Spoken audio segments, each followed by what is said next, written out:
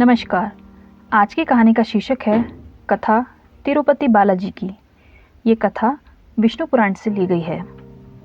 एक बार भृगु ऋषि ने जानना चाहा कि ब्रह्मा, विष्णु और महेश में से सबसे श्रेष्ठ कौन है। वह बारी बारी सबके पास गए। ब्रह्मा और महेश ने भृगु को पहचाना तक नहीं, ना ही आदर किया। इसके बाद भृगु विष्णु के यहाँ गए। विष्णु विश्राम कर रहे थे। लक्ष्मी उनके पैर दबा रही थी। भृगु ने पहुंचते ही ना कुछ कहा, न सुना और विष्णु की छाती पर पैर से प्रहार कर दिया। लक्ष्मी जी यह देखकर भौचक्की रह गई, किंतु विष्णु ने भृगु का पैर पकड़कर विनती भाव से कहा, मुनिवर, आपके कोमल पैर में चोट लगी होगी, इसके लिए क्षमा करें। लक्ष्मी को विष्णु की इस नम्रता पर बड़ा क्रोध आया।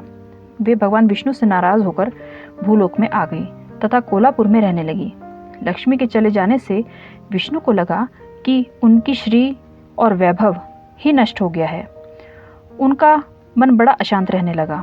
लक्ष्मी को ढूंढने के लिए वे श्रीनिवास के नाम से भूलोक में आए। घूमते घुमाते वेंकटाचलम पर्वत क्षेत्र में बकुला माई के आश्रम में पहुँचे। बकुला माई ने उनकी बड़ी आवभगत की, उन्हें आश्रम में ही रहने को कहा। एक दिन जंगल में एक मतवाला हाथी आया। आश्रमवासी डरकर इधर उधर भागने लगे। श्रीनिवास ने यह देखा तो धनुष बाण लेकर हाथी का पीछा किया। हाथी डरकर भागा और घने जंगल में अदृश्य हो गया। श्रीनिवास उसका पीछा करते करते थक गए थे। वे एक सरोवर के किनारे वृक्ष की छाया में लेट गए। उन्हें हल्की सी झपकी आ गई। थोड़ी देर में शोर सुनकर वे जागे। देखा 4-6 लड़कियां उन्हें घेरे खड़ी हैं। श्रीनिवास को जागा हुआ देखकर वे डपट कर बोली, ये हमारी राजकुमारी पद्मावती का सुरक्षित उपवन है। यहाँ पुरुषों का आना मना है। तुम यहाँ कैसे और क्यों आए? श्रीनिवास कुछ जवाब देते इससे पहले ही उनकी दृष्टि वृक्ष की ओट से झांकती राजकुमारी की ओर गई। श्रीनिवास पद्मावती को एकटक देखते रह गए। थोड़ा संयत होकर कहा, देवियों, मुझे पता नहीं था। मैं एक शिकार का पीछा करता हुआ यहाँ आया था। थक जाने पर मुझे नींद आ गई, क्षमा करें। श्रीनिवास आश्रम में लौट तो आए, किंतु बड़े उदास रहने लगे। एक दिन बकुला माई ने बड़े प्यार से उनकी उदासी का कारण पूछा। श्रीनिवास ने पद्मावती से भेंट होने की सारी कहानी कह सुनाई। फिर कहा, उसके बिना मैं नहीं रह सकता।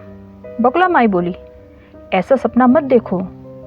कहाँ वह प्रतापी चोल नरेश आकाश राज की बेटी, और कहाँ तुम आश्रम में पलने वाले एक कुल गोत्रहीन युवक।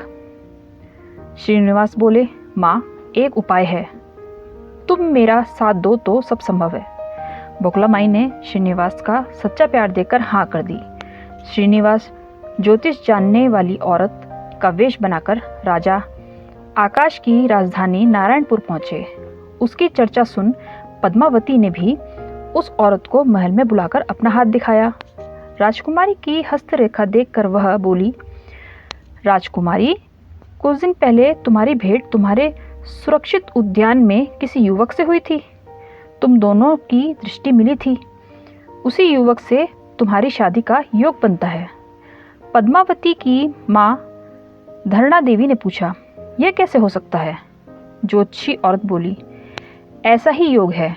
ग्रह कहते हैं कोई औरत अपने बेटे के लिए आपकी बेटी मांगने स्वयं आएगी।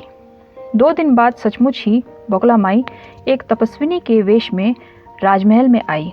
उसने अपने युवा बेटे के साथ पद्मावती के विवाह की चर्चा की।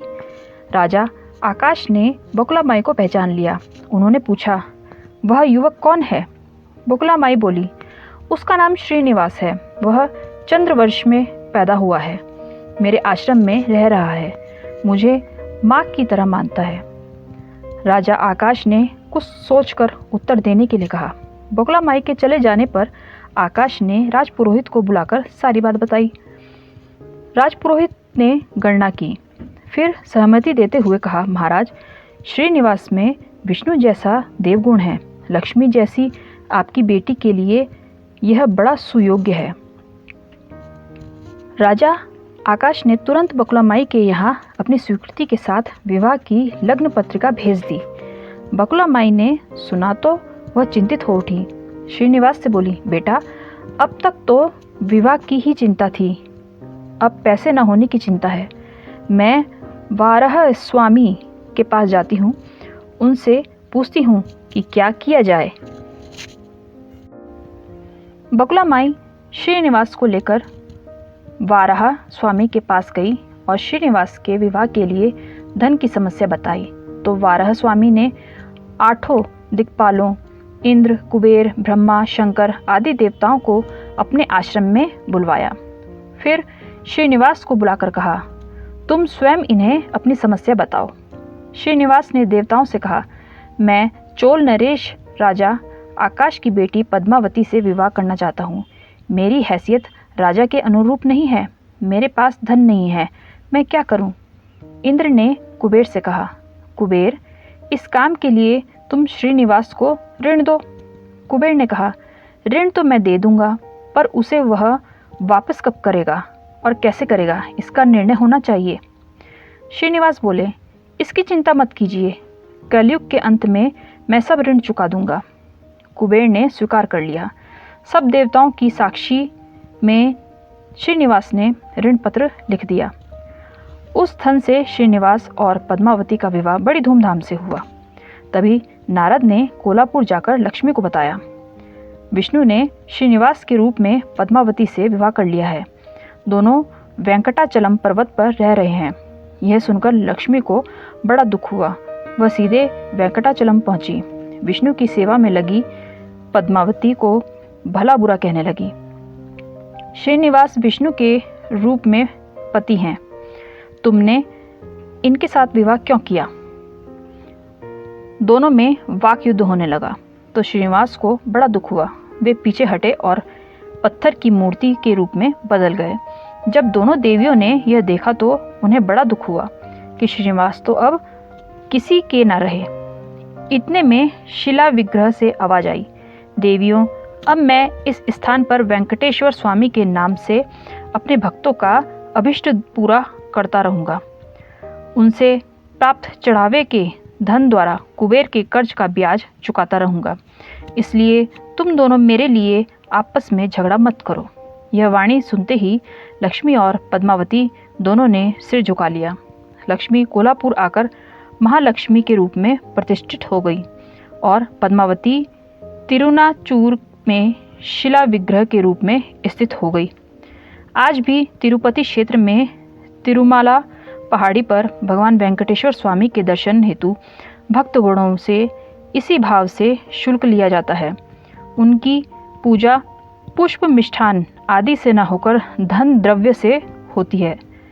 इसी धन से भगवान श्रीनिवास वेंकटेश्वर स्वामी कुबेर का कर्ज चुका रहे हैं।